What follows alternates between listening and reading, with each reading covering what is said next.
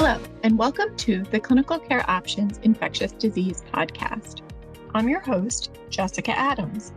Today's episode is titled, Is There a Role for NNRTIs in Current Practice? Featuring Dr. Karen Ha from Cooper University Healthcare and Cooper Medical School of Rowan University in Camden, New Jersey. She'll take us through a case study of a patient concerned with weight gain on ART and explore the latest data and recommendations on the role of NNRTIs in current practice. This episode is taken from our series on key decisions in HIV care. You can follow along with the slides, which are available in the show notes. Let's get started and listen in to Dr. Ha. Key decisions in HIV. Is there a role for NNRTIs in current practice? My name is Karen Ha, and I am an infectious disease specialist working with HIV-positive patients at Cooper University Hospital at Camden, New Jersey. The patient I am presenting is a 51-year-old woman who was diagnosed with HIV in 2008. She has had experience with other ARTs, including darunavir, ritonavir, and emtricitabine and tenofovir. She has switched to bictegravir, emtricitabine, and TAF, but was stopped after about 10 months due to weight gain. Instead, she was started on rilpivirine with emtricitabine and TAF, and since the change of her regimen, her viral load is noted to increase. And she states that she has not been eating with her ART consistently as recommended because she was looking to lose weight. Her past medical history includes hypertension, hyperlipidemia, COPD, anxiety, and bipolar disorder. Her labs are significant for CD4 of 218, HIV viremia of 2,410. Her genotype showed no significant mutations. She was negative for Hep B surface antigen antibody, normal kidney and liver functions, and elevated BMI of 50.6. The first-line therapies recommended for people living with HIV are all integrase inhibitor-based regimens. They all have integrase inhibitor paired with dual NRTI backbone, except for one, which is integrase inhibitor with one NRTI. For the two-drug regimen, it is important to note that patients should have viral load less than 500,000, is negative for chronic Hep B, and has baseline genotype done prior to starting it. Integrase-based ART has been very effective for many people living in HIV because they are so well tolerated and they can bring down the viral load rapidly and keep it controlled. Dolutegravir and bictegravir have high genetic barrier to resistance. Prevalence of INSTI resistance is low, which means it is unlikely that newly diagnosed patients would have transmitted resistance.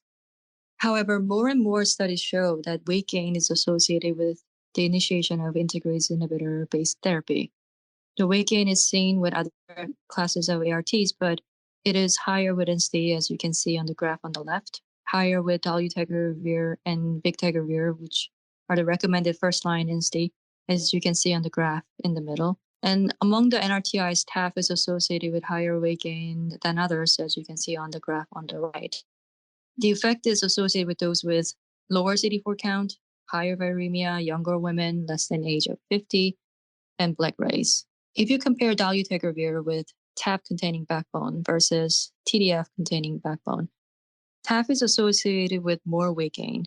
Compared to efavirenz-containing therapy with backbone-containing TDF, the difference in weight gain at week 96 is much higher, and much more so in women. For many women who experience weight gain due to ART, this has become a serious issue that has negatively impacted their self-esteem and added emotional distress. There has been studies that looked at the weight gain from doravirine, which is a newer NNRTI, compared with the one of the older NNRTI efavirenz, as well as darunavir plus ritonavir. At 96 weeks, the participants gained about 2.4 kilograms on average, which is smaller compared to weight gain seen on INSTI-based regimen. Looking at the percentage change in weight at week 96, greater than 10% change of weight in the three comparing regimen are similar, ranging from 14.3% of participants on therapy containing doravirine, 16% on those on darunavir-containing regimen, and 14.4% on the efavirenz-containing regimen. There are single tablet regimen options with NNRTI-based regimen with NRTI backbone, and the only TAF-containing regimen is with rilpivirine. Rilpivirine Emtricitabine TAF is a very attractive choice because of the preference of single TAF regimen, because it contains TAF, not TDF, and rilpivirine has a long history of being very well tolerated. For the newer NNRTI doravirine, drive ahead and drive forward trials show long-term virologic suppression in newly diagnosed treatment-naive patients when compared to efavirenz-based therapy, with no additional resistance emerging during therapy. And it has performed better in patients with baseline mutations when compared to darunavir-based therapy with added benefit of favorable lipid change. The baseline regimens were boosted PI, boosted elbitergravir, and NNRTI-containing therapy. NNRTI patients switched from were efavirenz, nevirapine, or rilpivirine. In drive-shift trial, patients maintained control when changed from their baseline regimen without any resistance emerging after the switch. NNRTI is safe and effective therapeutic options for those who have adverse effects and weight gain with INSTI, but there are some considerations prior to starting them. Efavirenz and rilpivirine have low barrier to resistance. Neuropsychiatric adverse reactions with efavirenz is well documented. There is higher rate of failure if started on rilpivirine when there is high viremia and low CD4 counts. There are also drug interactions one must be aware of, especially with rilpivirine. Relevant to the current case, rilpivirine requires fatty meal for absorption. Doravirine is co-formulated with TDF and not TAF. This slide illustrates very well the drug interactions with preferred and alternative ART regimen. It isn't complete, but it shows the potential interaction with antacids, H2 blockers, and need to avoid PPI when it comes to rilpivirine. Unboosted INSTI-based therapies can be taken with or without food. NNRTI class is divided in terms of food intake requirement. Efavirenz is recommended to be taken on an empty stomach. Rilpivirine is recommended to be taken with food for improved absorption, and the newer NNRTI doravirine can be taken with or without food. Many regimens are recommended to be taken with food, and those include rilpivirine-based regimen, boosted PI, and boosted INSTI regimen. So back to our patient who has been changed to rilpivirine, emtricitabine, TAF after weight gain, but she was now having increasing viral load, as she is not taking enough calories with her ART. She was switched to doravirine-based regimen, and repeat labs show suppressed viral load. Now we will hear from my patient on her perspective on ART and weight gain.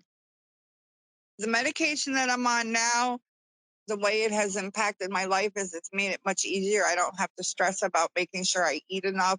Like I said earlier, I take my medications first thing in the morning, every morning, and I'm not a morning eater, so it's been a big help. So far, I have not noticed any weight gain with the medication, which is a good thing. I'm trying to lose weight as I am medically obese. So far, no complaints. So far, I've noticed no side effects other than I'm undetectable, and that's a beautiful thing.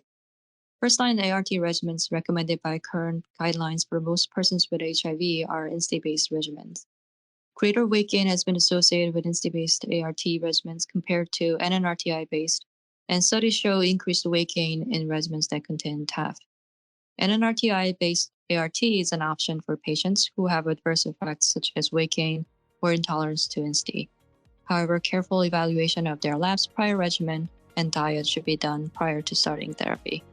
Go online for more clinical care options activities on key decisions in HIV care. Thank you to Dr. Ha, and thanks to you, the listener. To listen to more episodes in this series and to see slides and webcasts on key decisions in HIV care, see the links in the show notes. Thank you and have a great day.